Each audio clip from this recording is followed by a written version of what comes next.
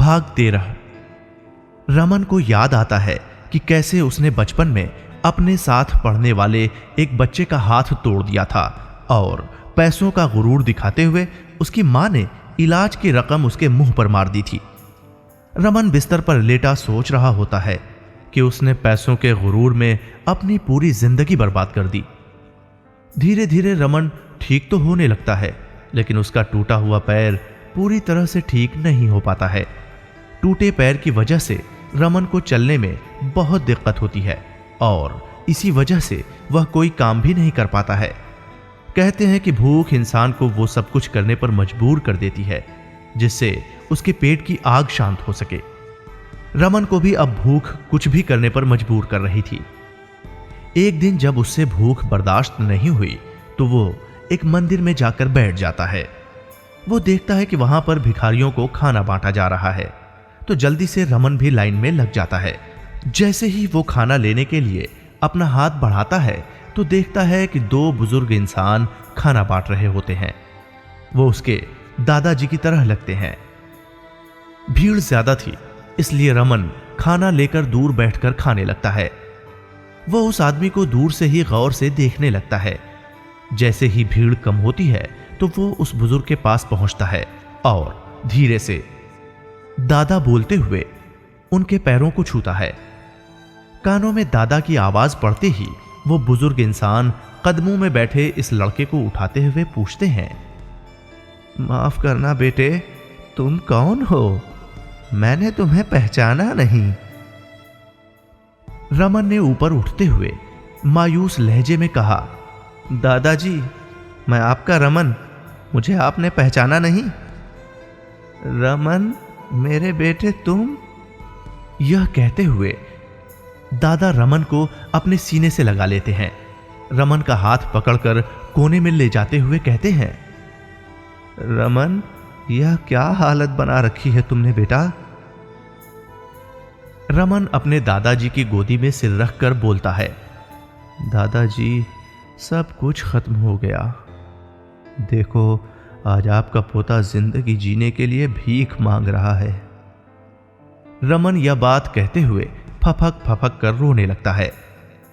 इसके बाद रमन अपने दादाजी को पूरी कहानी सुनाता है कि कैसे उसका हंसता खेलता परिवार गमों की आंच में झुलस गया। रमन अपने दादाजी को अपने अतीत का एक एक पन्ना खोलकर दिखाता है और अपनी इस हालत का जिम्मेदार वो खुद को ही ठहराता है। रमन की बातें सुनने के बाद दादाजी की आंखें भी नम हो जाती हैं। खुद को संभालते हुए वो कहते हैं, देख बेटे, मेरे पास तो कुछ है नहीं। मैं अपनी सारी संपत्ति एनजीओ के नाम कर चुका हूं। दिन भर लोगों की सेवा में लगा रहता हूं। तेरी दादी और मैं मिलकर परेशान लोगों की मदद करते हैं। अगर तुम भी हमारी तरह से लोगों के लिए कुछ करना चाहते हो तो मेरे साथ चल सकते हो। रमन ने दादाजी के सामने हाथ जोड़ते हुए कहा, दादाजी, आप जो कहो कि मैं करूंगा। मुझे समझ आ चुका है कि जिंदगी में अपनों की क्या अहमियत होती है। वैसे भी मैं सब कुछ तो खो चुका हूं, अब आपको नहीं खोना चाहता हूं। इसके बाद दादा और पोते एक दूसरे से गले मिलकर अपना गम थोड़ा बहुत हल्का करने का प्रयास करते हैं। दादा के साथ पोता उस राह पर चल पड़ता है जिसके बारे में कुछ समय पहले तक उसने कभी सोचा भी नहीं था। रमन को यही लग रहा था कि आज वो अपना जीवन नए सिरे से शुरू करने जा रहा है। जैसे ही रमन अपने दादाजी के साथ एनजीओ पहुंचता है तो लोगों की दशा देखकर उसकी रूह कांप जाती है। इतने में उसकी दादी जी भी उसके सामने आ जाती हैं। दादी के पूछने से पहले ही रमन के दादाजी उन्हें उसके बारे में सब कुछ बताते हैं और फिर दादी रमन को लाड प्यार करते हुए उसको खूब प्यार करने लगती है। बस यहीं से रमन दूसरों की सेवा में लग जाता है। धीरे धीरे रमन को समझ आने लगता है कि जीवन का असल मकसद दूसरों की सेवा में ही है। अगर खुद के लिए जिए तो फिर जिंदगी जीने का कोई अर्थ ही नहीं है। इधर ममता भी श्यामू के परिवार के साथ खूब खुशी खुशी रहने लगती है। ममता को श्यामू और उसकी पत्नी बिल्कुल अपनी माँ की तरह से इज्जत देते हैं। ममता का स्वभाव भी इतना बदल जाता है कि वो घर के काम में भी श्यामू की पत्नी की खूब मदद करती है। इसी दौरान एक दिन श्यामू जब घर लौटता है तो ममता से कहता है, मैडम, आज आपको एक ऐसी खुशखबरी देने वाला हूं जिसे सुनकर आप भी बहुत खुश हो जाएंगी। ममता ने श्यामू की तरफ देखते हुए कहा, बड़े खुश लग रहे हो श्यामू, और किस खुशखबरी की बात कर रहे हो? श्यामू ममता के चेहरे को ध्यान से देखते हुए बोला, मैडम, मैंने देखा है कि आप आंसुओं के बिना जिंदगी को बड़े ही ध्यान से पढ़ती हो, और तो और कई बार मुझे लिखी हुई कई चीजों के बारे में भी बताती हो। ममता ने श्यामू की तरफ देखा और कहा, हाँ ये तो है, लेकिन श्यामू तुम मुझे खुशखबरी देने वाले थे ना? श्यामू ने चंचलता के साथ कहा, अरे हाँ मैडम, मैं तो बातों बातों में भूल ही गया। चलिए अब मैं आपको खुशखबरी सुनाता हूं। तो मैडम, दरअसल बात यह है कि आंसुओं के बिना जिंदगी किताब को आज अवार्ड मिलने वाला है। उसी फंक्शन का इनविटेशन मुझे भी आया है। मुझे लगा कि आपको इस किताब में ज्यादा इंटरेस्ट है, तो क्यों ना आपको इसके लिखने वाले से ही मिलवाने ले चलूं, साथ ही हम भी चल पड़ेंगे। ममता को लगा जैसे श्यामू ने तो उसके मन की मुराद ही पूरी कर दी हो। उसे तो कब से इस पल का इंतजार था, लेकिन वो श्यामू को अपने दिल की बात बोल नहीं पा रही थी। यह बात सुनते ही ममता की खुशी का ठिकाना ही नहीं रहा। उसने श्यामू की तरफ देखते हुए कहा, श्यामू, वाकई ये तो तुमने बहुत अच्छी खबर सुनाई है। कब चलना है? ममता ने मुस्कुराते हुए कहा, बस शाम को निकलते हैं। रात 8 बजे का कार्यक्रम है, तो 7 बजे निकलेंगे। अपनी पत्नी की तरफ देखते हुए श्यामू कहता है, तुम भी तैयार हो जाना, हम सब एक साथ इस कार्यक्रम में चलेंगे। ममता को तो जैसे अपार खुशी मिल गई हो। वह खुद को ख्वाबों के जहां में ले जाकर सोचने लगती है कि काश किताब लिखने वाला कोई और नहीं बल्कि समर ही हो तो कितना अच्छा होगा। अगर भगवान मुझे एक बार फिर समर से मिलने का सौभाग्य दे दे तो मैं उनके कदमों में गिरकर उनसे अपने हर गुनाह की माफी मांग लूंगी। लेखक से मिलने की बेचैनी इससे पहले ममता ने कभी महसूस नहीं की थी। उसको तो यही लग रहा था कि आज लेखक से मिलने का जो मौका मिला है वो उसके लिए दुनिया की सबसे अनमोल खुशी है। खैर, शाम होते होते श्यामू सभी के साथ कार्यक्रम में शामिल होने के लिए निकल पड़ता है। जैसे ही वो उस कार्यक्रम स्थल पर पहुंचते हैं तो ममता को अजीब सा महसूस होने लगता है। ममता बार बार इधर उधर चौंकते हुए नजरें दौड़ाती है, लेकिन फिर अपनी आंखें जमीन की तरफ झुकाकर बैठ जाती है। हॉल में बैठने के बाद कार्यक्रम जैसे ही शुरू होने वाला होता है तो श्यामू किसी काम से थोड़ी देर के लिए बाहर चला जाता है। इस बीच स्टेज पर आंसुओं के बिना जिंदगी किताब को लिखने वाले लेखक की प्रशंसा में कुछ शब्द बोले जाते हैं। अवार्ड फंक्शन को आयोजित करने वाले शख्स ने लेखक की तारीफ करते हुए कहा, पब्लिकेशन हाउस को तो आंसुओं के बिना जिंदगी किताब ने मालामाल कर दिया है।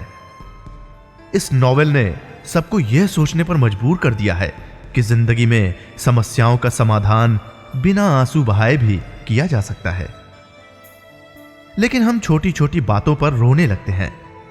लेखक की तारीफ करते हुए वो शख्स लेखक को स्टेज पर आने के लिए आमंत्रित करता है। ममता अपनी आंखें बंद कर लेती है। उसकी सांसें तेजी के साथ चलने लगती हैं। उसको रह रह के यही बात सता रही है कि लेखक की जब लेखनी इतनी अच्छी है तो उस लेखक की सोच कितनी अच्छी होगी। यह बातें ममता सोच ही रही थी कि एक आवाज गूंजती है, नमस्कार दोस्तों। ममता झट से अपनी पलकें ऊपर करते हुए देखती है तो सामने स्टेज पर कोई और नहीं बल्कि समर खड़ा होता है। ममता एकटक बस समर को देखती है तो देखती ही रह जाती है। आवाज में वही नरमी, चेहरे पर वही मासूमियत, कुछ भी तो नहीं बदला समर में। स्टेज पर लेखक की आवाज सुनकर सभी खड़े हो जाते हैं और तालियां बजाकर उसका स्वागत करते हैं। ममता की आंखें डबडबाने को बेचैन हो जाती हैं, लेकिन खुद को संभालते हुए वो भी खड़े होकर सबके साथ तालियां बजाकर उसका स्वागत करती है। इतने में श्यामू भी आ जाता है। समर सभी को धन्यवाद करते हुए कहता है, मैं कोई लेखक नहीं हूं, लेकिन आपने जिस तरह से मेरे लेखन को सम्मान दिया है उसका मैं कायल हो गया हूं।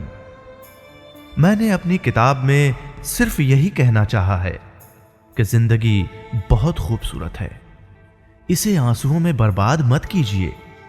जो चीज मिल नहीं सकती उसके लिए आंसू बहाने की कोई जरूरत नहीं है।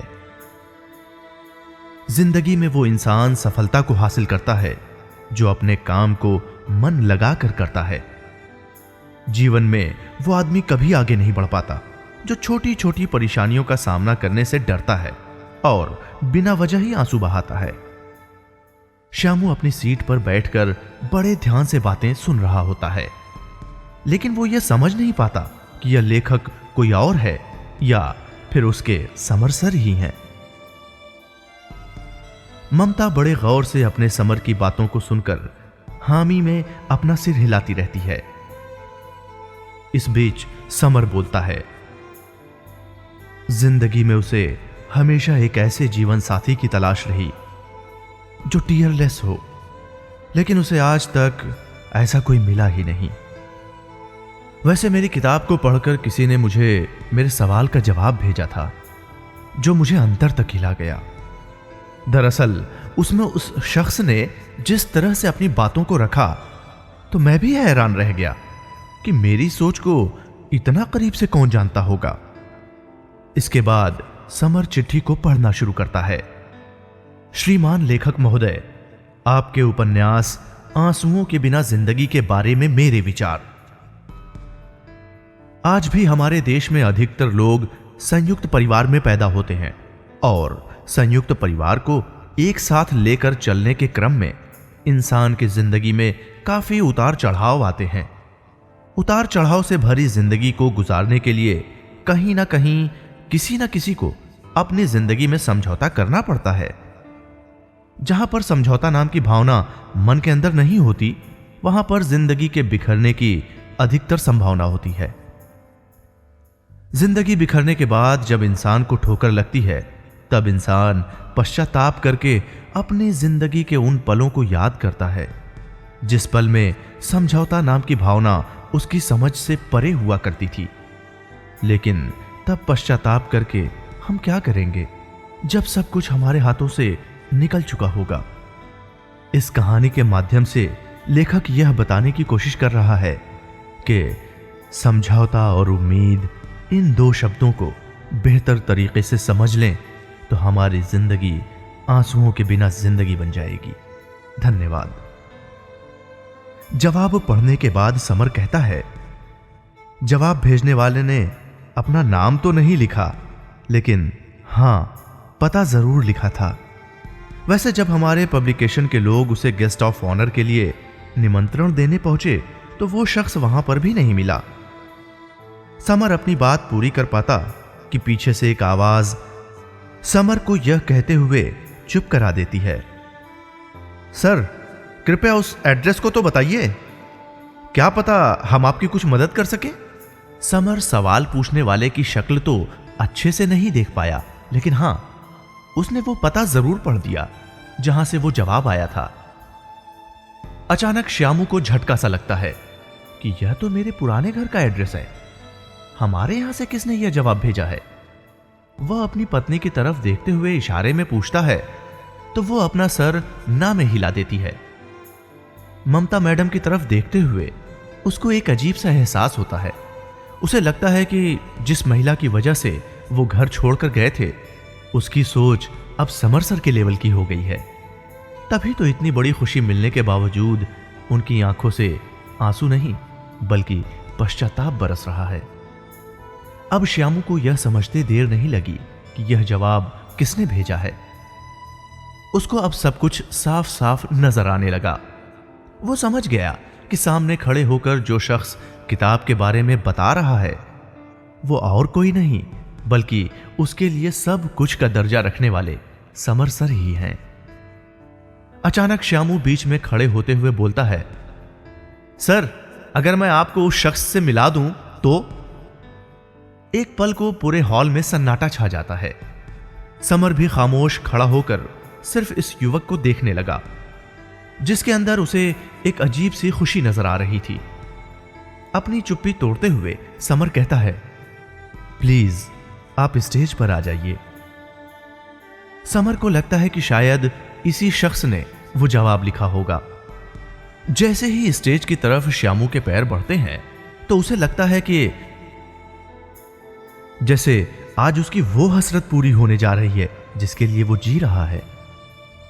जैसे ही श्यामू समर सर के पास पहुंचता है तो देखता है कि समर सर के चेहरे पर थोड़ी सिलवटें सी पड़ गई हैं। हल्की सी दाढ़ी भी बढ़ा रखी है। श्यामू को लगता है कि आंखों पर नजर का चश्मा चढ़ाए समर सर बिना कुछ कहे ही उससे सब कुछ पूछ रहे हैं। समर श्यामू की तरफ देखते हुए उसमें शायद किसी को ढूंढने की कोशिश कर रहे हैं। समर चश्मे के ऊपर से देखते हुए पूछते हैं, क्या नाम है तुम्हारा यंग मैन? सर, मेरा नाम श्यामू है। आपका श्यामू? समर के मुंह से बस इतना ही निकला, क्या मेरा श्यामू? वो छोटा सा श्यामू जो पढ़ने में बहुत होशियार था? क्या तुम वही श्यामू हो? इतना कहते हुए समर श्यामू को अपने गले से लगा लेते हैं और पूछते हैं, क्या यह जवाब तुमने ही लिखा है? धीरे धीरे पूरा माहौल बदलने लगता है। श्यामू माइक हाथ में लेकर बोलता है कि आज जो श्यामू आपके सामने इतनी शान शौकत के साथ खड़ा है उसमें सबसे बड़ा योगदान मेरे समर सर का है। मैं आपको बताना चाहूंगा कि समर सर ने मुझ जैसे अनाथ के लिए वो सब कुछ किया जो शायद अपना भी न कर पाए। इन्होंने ही मुझ अनाथ को समाज में खड़े होने का साहस दिया, अच्छे स्कूल में दाखिला कराया, लेकिन पता नहीं कहां गुम हो गए थे। मैंने सर को बहुत ढूंढने की कोशिश की, लेकिन देखो आज ऐसी जगह उनसे मुलाकात हुई जिसकी मुझे कोई उम्मीद ही नहीं थी। समर बात को बीच में ही काटते हुए, अच्छा तो बताओ ना श्यामू, मेरे सवाल का जवाब तुमने ही लिखा था क्या? श्यामू बोलता है, नहीं सर, मैं भला इतना अच्छा जवाब कैसे दे सकता हूं? मुझ में जिंदगी को इतनी गहराई से समझने की अक्ल कहां है।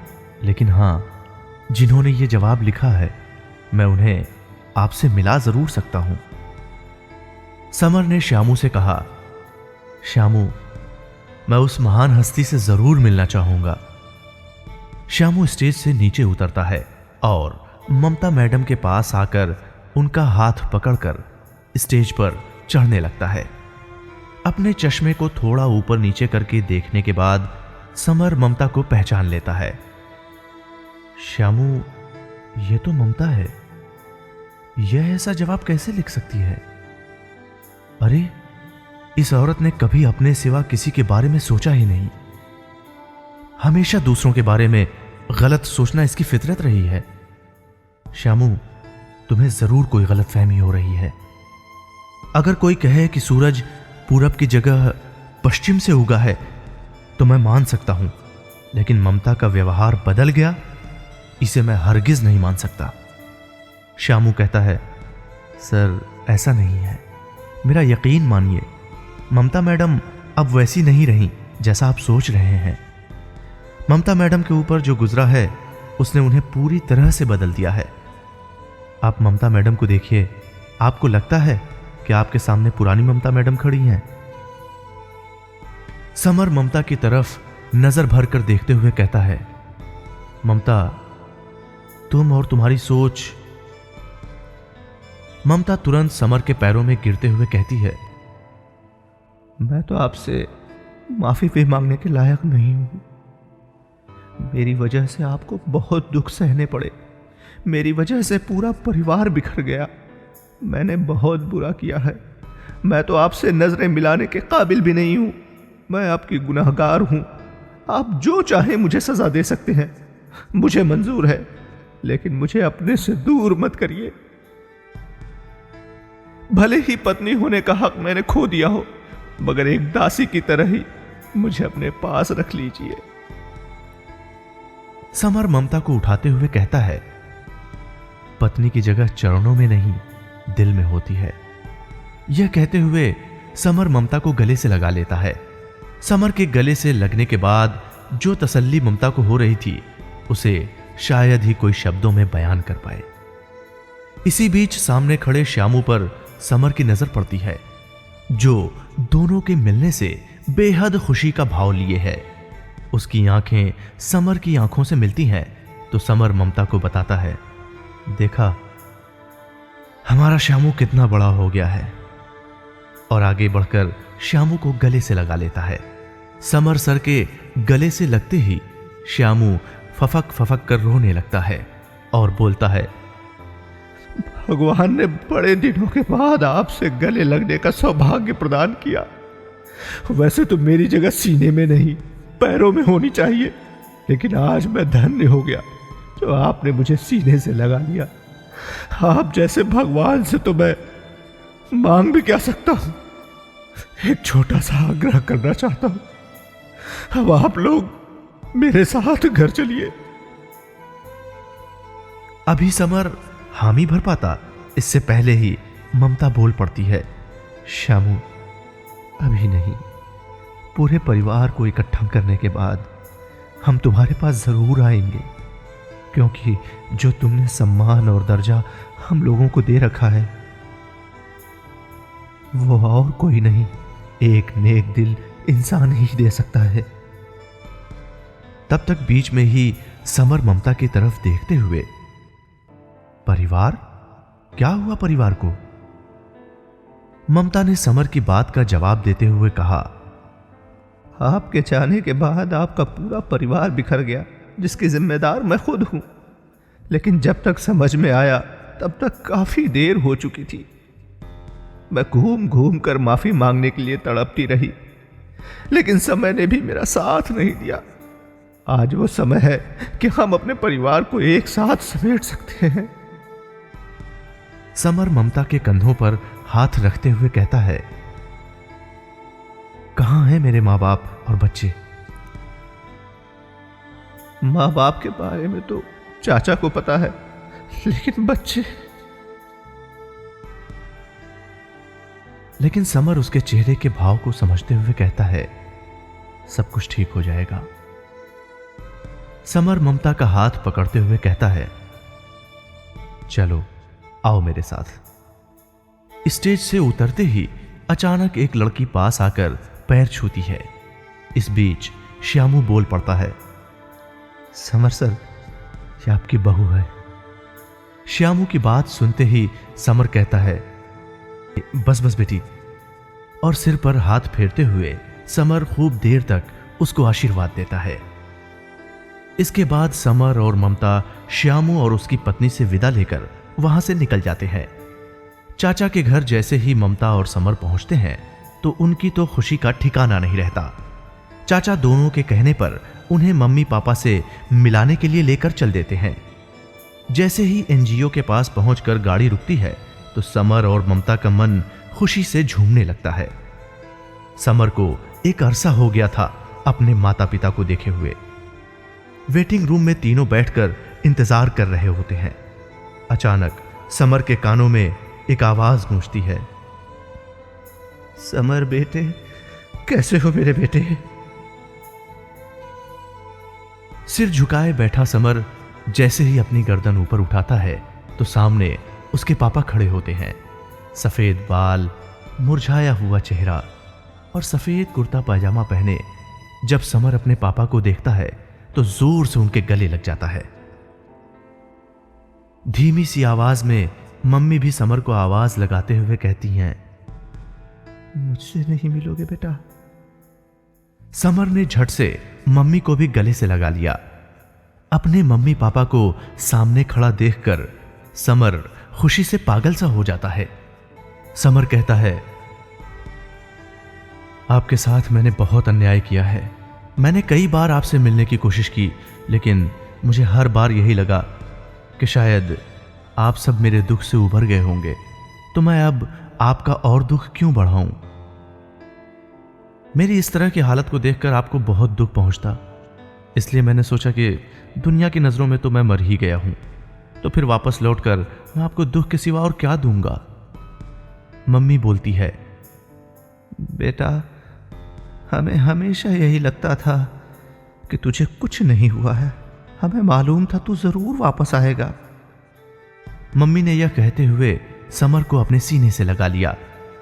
ममता भी मम्मी पापा के पैर छूते हुए उनसे माफी मांगते हुए कहती है,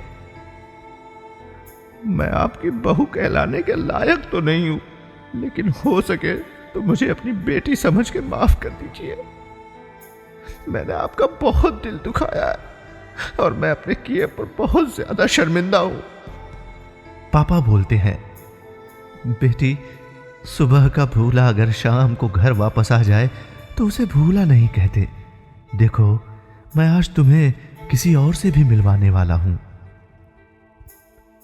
सभी लोग पापा के मुंह से यह बात सुनकर चौंक जाते हैं कि अब वो हमें किसे मिलवाने वाले हैं।